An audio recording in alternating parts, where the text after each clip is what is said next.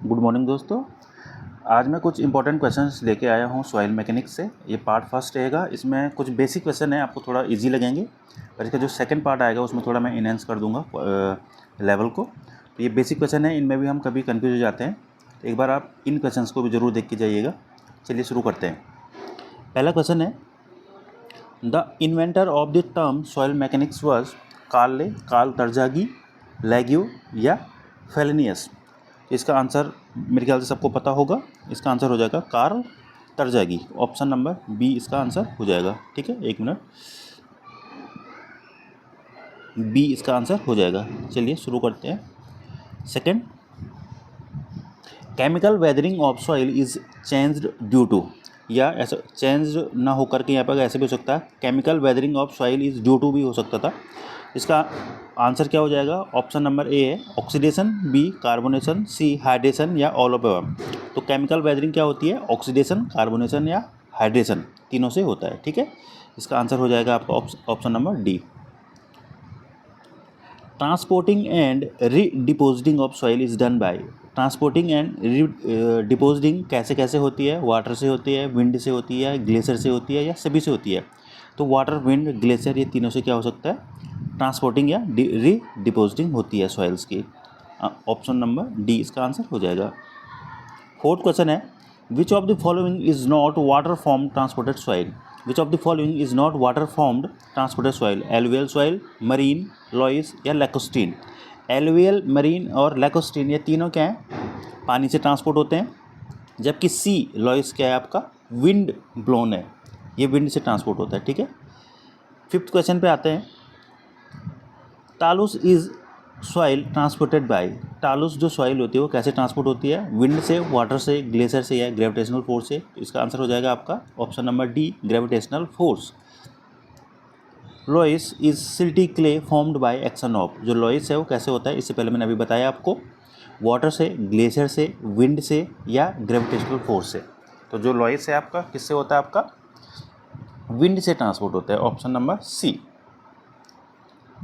Seventh question है, drift is the material picked up, mixed, disintegrated and transported and redeposited by. जो drift है वो कैसे बनती है? आपकी जो सॉइल है वो कैसे ट्रांसपोर्ट होकर के बनती है? विंड से, ग्रेविटेशनल फोर्स से, ग्लेशिएटेड वाटर से या नन ऑफ दीज। तो इसका आंसर हो जाएगा simple, option number C, glaciated water. ठीक है, कोजनलेस सॉइल इज, ये थोड़ा बेसिक क्वेश्चन है, cohesionless soil is sand, silt, clay या सिल्ट एंड क्ले। तो इसका आंसर हो जाएगा option number A, sand. Sand क्या होगी आपकी? कोजनलेस सॉइल। जबकि क्ले क्या है आपकी? कोहेसिव सॉइल है। ठीक है, the soil which contains finest grain particle. The soil which contains finest grain particles. ठीक है, इन सब में से सबसे फाइन पार्टिकल किसके होते हैं? कोर्स सैंड के, फाइन सैंड के, सिल्ट के या क्ले के। तो सबसे फाइन किसके होते हैं? क्ले के होंगे, उसके बाद आपके सिल्ट के होंगे, उसके बाद आपके फाइन सैंड के होंगे, उसके बाद कोर्स सैंड के होंगे। तो फिलहाल इसके लिए आंसर क्या हो जाएगा आपका? Option number D, clay. 10वां क्वेश्चन होगा, peat is composed of. Peat is composed of, एक प्रकार की सॉइल होती है ये पीट। ठीक है, ये वाली, ये कैसे बनती है? क्ले या सैंड का मिक्सचर होता है, डिकेड वेजिटेबल मैटर होता है, इनऑर्गेनिक सिल्ट होती है, सिंथेटिक मटेरियल होता है। तो ये क्या होगा आपका? Decade vegetable matter. ये हाईली ऑर्गेनिक सॉइल होती है ये वाली पीट, जिसको हम बोलते हैं। इंपॉर्टेंट क्वेश्चन है ये वाला। 11वां क्वेश्चन देखते हैं, mode of transportation for alluvial soil is generally. Mode of transportation for alluvial soil generally, जो एलुवियल सॉइल होती है उसका मोड ऑफ ट्रांसपोर्टेशन क्या होता है? विंड से ट्रांसपोर्ट होती है, आइस से ट्रांसपोर्ट होती है या वाटर से ट्रांसपोर्ट होती है, ग्रेविटी से। ठीक है, तो विंड से मैंने बताया था आपको क्या होती है? लॉइस होती है। आइस से आपकी क्या होगी? ड्रिफ्ट होगी। ग्रेविटी से आपकी टैलस होगी। जो वाटर से ट्रांसपोर्ट होगी उसको क्या बोलेंगे हम? Alluvial soil. तो इसका आंसर क्या हो जाएगा आपका? Option number C. Kaolinite is residual soil, cohesionless soil, transported soil या क्ले मिनरल। जो कैलोलाइट है तो तुम्हारा क्या है? क्ले मिनरल है। इसके दो मिनरल और होते हैं, आप कमेंट में बताना क्ले के और मिनरल कौन कौन से होते हैं। दो और होते हैं, इनको आप बता देना कमेंट में। फिलहाल इसका आंसर हो जाएगा option number D, clay mineral. 13 question है, थोड़ा लीग से अलग आ गया। CRRI central road research institute is situated in Delhi, Mumbai, Calcutta या चेन्नई। इसका आंसर हो जाएगा आपका ऑप्शन नंबर ए, दिल्ली। ठीक है, अब ये सॉइल प्रॉपर्टी से फिर फर्स्ट क्वेश्चन आ गया। इसमें लगभग 50 क्वेश्चन के राउंड होंगे। Soil is considered as single phase system, two phase system, three phase system या नन ऑफ अबव। तो हम जनरली सॉइल को क्या मानते हैं, थ्री फेज सिस्टम में मानते हैं। ठीक है, थ्री फेज सिस्टम। चलिए, the ratio of weight of water to the weight of solids in given soil is void ratio, porosity, water content या स्पेसिफिक ग्रेविटी। तो एक रेशियो क्या होता है वाटर कंटेंट का। वाटर कंटेंट क्या होता है, W इक्वल्स टू क्या होता है, weight of water upon weight of solid. ये क्या हो जाएगा आपका, वाटर कंटेंट हो जाएगा। तो इसका आंसर क्या हो जाएगा आपका option number C, water content. Specific gravity of soil is same for clay and sands, determined by hydrometer, less than 2 for most soil particles, more than 2.45 for most soil particles. तो इसका answer क्या हो जाएगा आपका, more than 2.45 for most soil particle. ठीक है, maximum soils के लिए 2.45 से ऊपर ही आपका क्या होगा, इसकी स्पेसिफिक ग्रेविटी होती है सॉइल के लिए। ठीक है, relationship between natural void ratio e and porosity n. E और एन के बीच रिलेशन क्या होता है, आंसर हो जाएगा ई equals to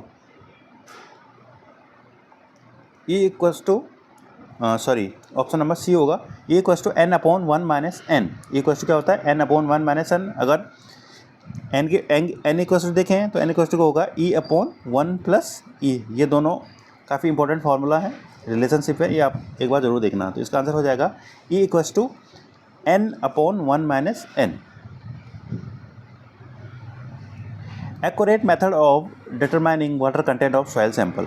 accurate method, water content determine करने के बहुत सारे मेथड होते हैं, जिसमें से एक्यूरेट मेथड कौन सा है आपको बताना है। पहला है sand bath method, alcohol method, calcium carbide method या ओवन ड्राइंग मेथड। जो सबसे एक्यूरेट मेथड होता है आपको कौन सा होता है, ओवन ड्राइंग मेथड। ठीक है, A sample of saturated soil mass has a water content of 40%. The specific gravity of solids is 2.7. Its void ratio.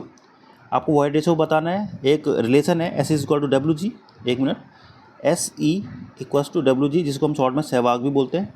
तो इस वाले रिलेशन से आप इसको सॉल्व कर सकते हैं। ठीक है, इसका आंसर आ जाएगा आपका 1.08। ऑप्शन नंबर ए इसका आंसर है। ठीक है, आप इसको एक बार सॉल्व कर लेना। S is equal to W G इसका फॉर्मूला होता है। ऐसा आपको गिवन है, सैचुरेटेड है, और यहाँ पे क्या है आपका वाटर कंटेंट 40% है, स्पेसिफिक ग्रेविटी भी दे रखी है आपको। तो आपको क्या निकालना है, यहाँ पे वॉइड रेशियो आपको निकालना है। चलिए, hydrometer analysis is appropriate for. Hydrometer analysis किसके लिए होता है, सिल्ट एंड क्ले के लिए, सैंड एंड ग्रेवल के लिए, पीट्स के लिए या ऑल सॉइल के लिए। तो ऑल सॉइल के लिए नहीं होता है, ये सिर्फ होता है फाइन ग्रेन सॉइल के लिए, जो कि है आपकी silt and clay. Silt and clay, option number ए क्या हो जाएगा आपका करेक्ट आंसर हो जाएगा। Uniformity coefficient is the ratio of, uniformity coefficient is the ratio of D10 to D60, D60 to D10, D30 to D60 and D60 to D30। तो इसका answer हो जाएगा option number B, D60 upon D10। इसका क्या होता है, D60 upon D10, coefficient of uniformity. एक होता है कोएफिशिएंट ऑफ कर्वेचर, इसका फॉर्मूला आप कमेंट में जरूर बताना, इसका क्या होता है। The minimum water content add with the soil just begin to crumble when rolled into 3 mm dry threads। जब हम 3 mm ड्राई की थ्रेड्स बनाते हैं तो उसके लिए बोल रहा है कि मिनिमम वाटर कंटेंट कितना होना चाहिए, क्रम्बल होने लग जाता है। तो क्या होती है, कौन सी लिमिट होती है, permeability limit, shrinkage limit, plastic limit या कंसिस्टेंसी लिमिट।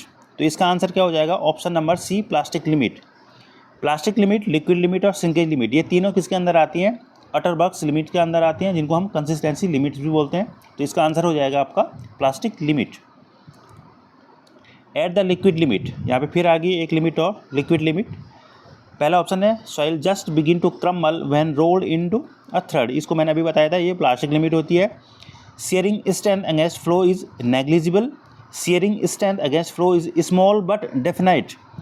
लास्ट ऑप्शन है soil is not fully saturated. तो इसका आंसर हो जाएगा option number C, shearing strength against flow is small but definite, ठीक है, ये होगा आपका liquid limit.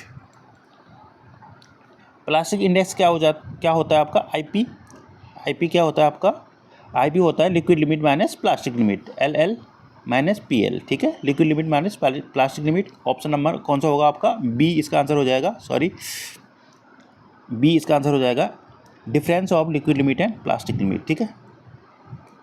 Dry strength test is done by breaking the sample, dry strength test is done by breaking the sample in unconfined compression machine, ये आपकी shear strength के लिए होता है, इन mechanical sieve shaker, between finger, and last one is with proctor needle. तो इसका answer हो जाएगा option number C, between finger. Dry strength test अगर आपको करना है तो बिटवीन फिंगर आपको रख करके उसको टेस्ट करना पड़ेगा, ठीक है।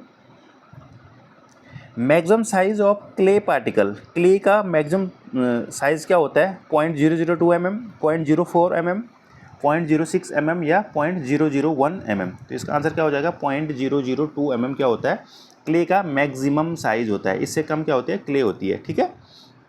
अब बात नेक्स्ट क्वेश्चन आता है, minimum size of silt particle, silt का मिनिमम साइज क्या होता है, तो सिल्ट का मिनिमम साइज वही होता है जो क्ले का मैक्सिमम होता है, इसका मतलब 0.002 mm क्या हो जाएगा, इसका आंसर हो जाएगा, ठीक है।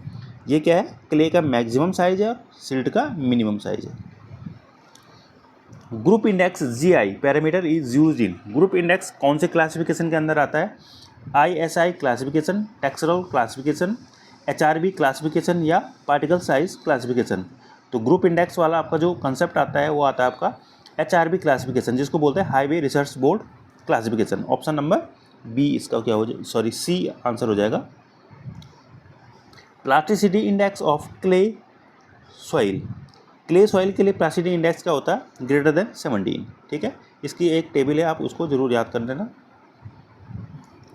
Black cotton soil chiefly contains clay mineral, black cotton soil जो हाईली स्वेलिंग प्रॉपर्टीज़ होती है इसकी, इसके अंदर कौन सा मिनरल होता है क्ले का, इलाइट होता है, केवलाइट होता है, मोंट मोनलाइट होता है या नन ऑफ दीज। इसका आंसर हो जाएगा ऑप्शन नंबर सी, मोंट मोनलाइट, इसका क्या हो जाएगा, आंसर हो जाएगा। चलिए, परमेबिलिटी ऑफ सॉइल आ गया। The property of soil which permit water to percolate through it is called, वो कौन सी प्रॉपर्टी है सॉइल की जो क्या करता है, परमिट करता है पानी को परकुलेट होने के लिए। ये होगा आपका मॉइस्चर कंटेंट, परमेबिलिटी, कैपिलरिटी या नन ऑफ दीज। इसका आंसर हो जाएगा परमेबिलिटी, ठीक है। क्वेश्चन थोड़ा बेसिक है पर यह है कि इंपॉर्टेंट है। Units of coefficient of permeability, units of coefficient of permeability क्या होता है आपका, सेंटीमीटर, सेकेंड पर सेंटीमीटर, ग्राम पर सेंटीमीटर क्यूब, सेंटीमीटर पर सेकेंड।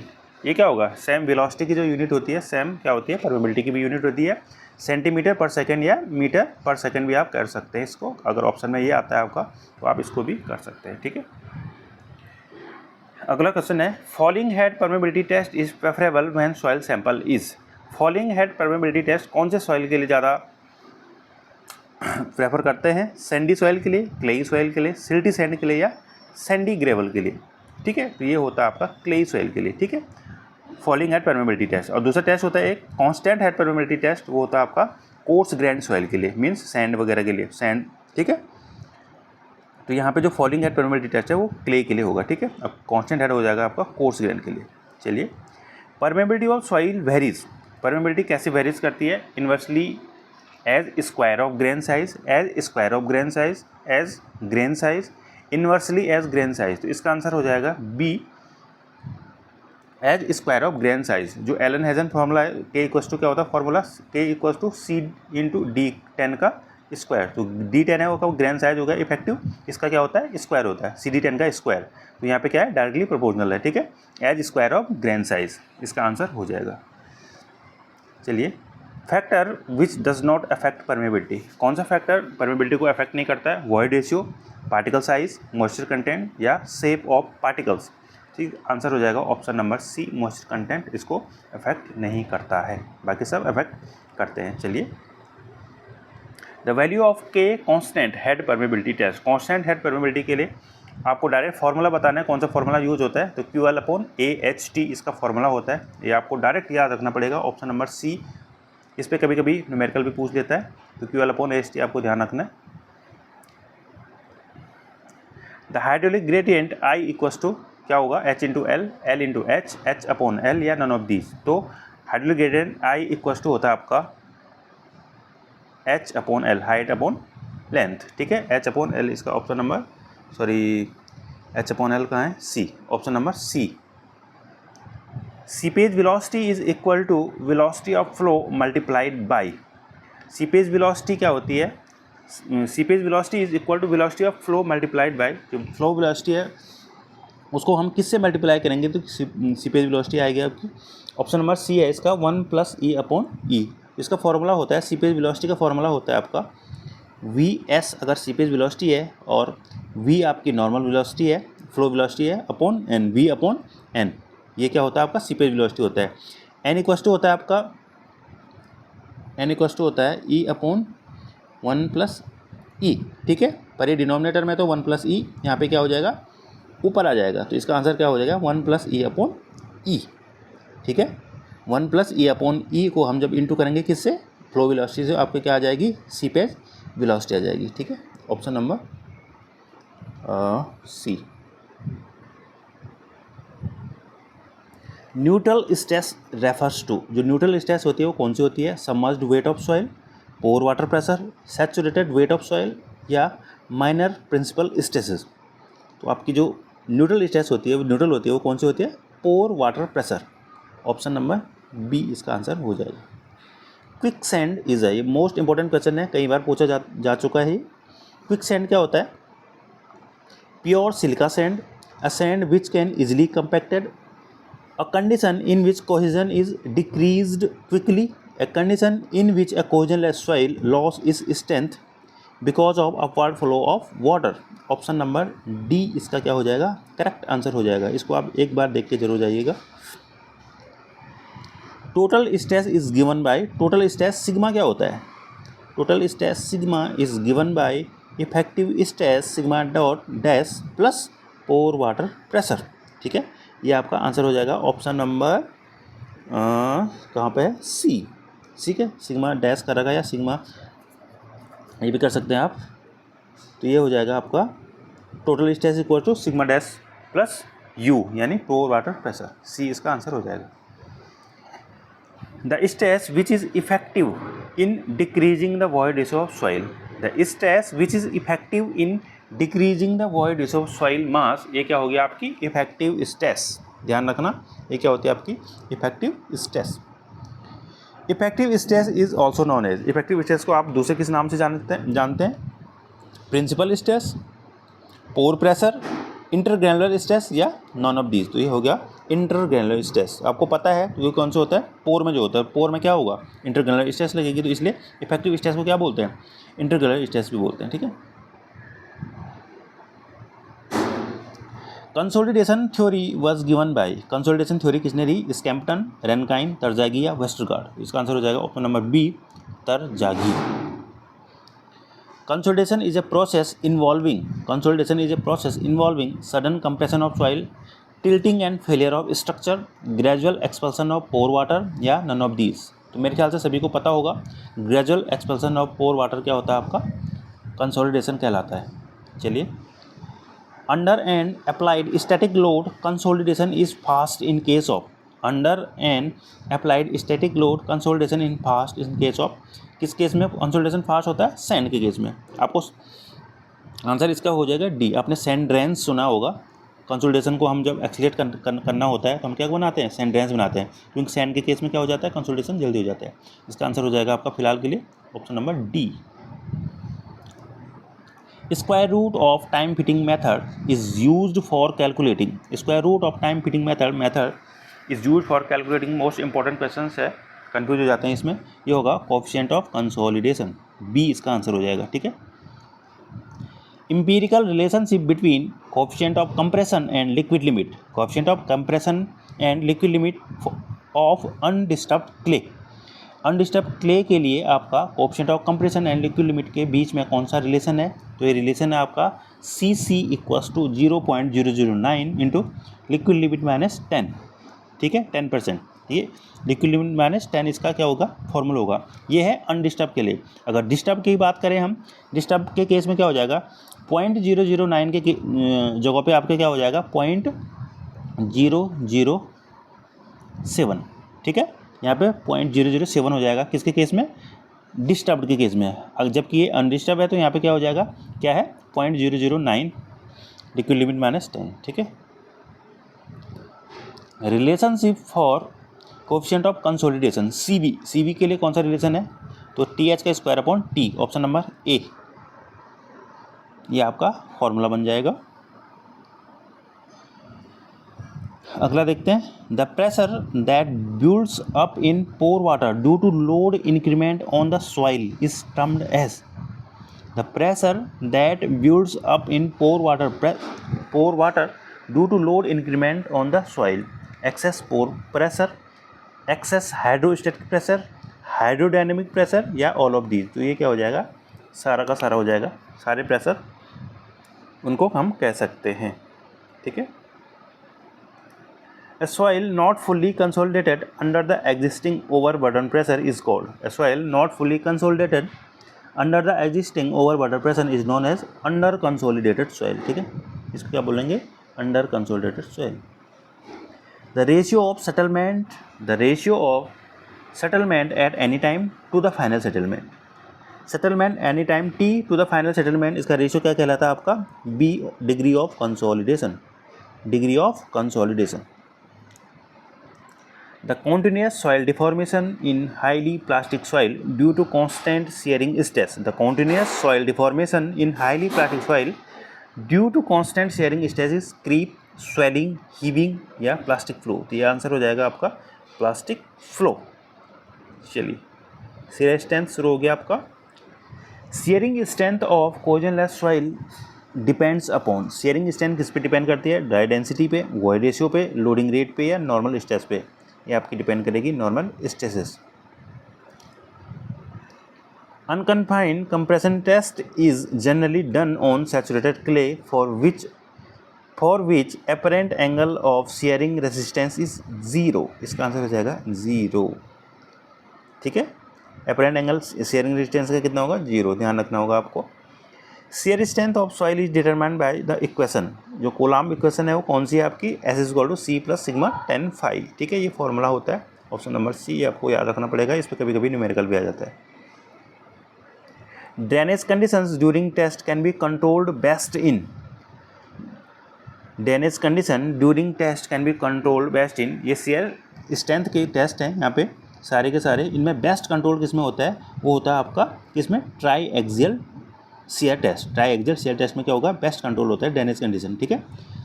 चलिए शुरू करते हैं अगला।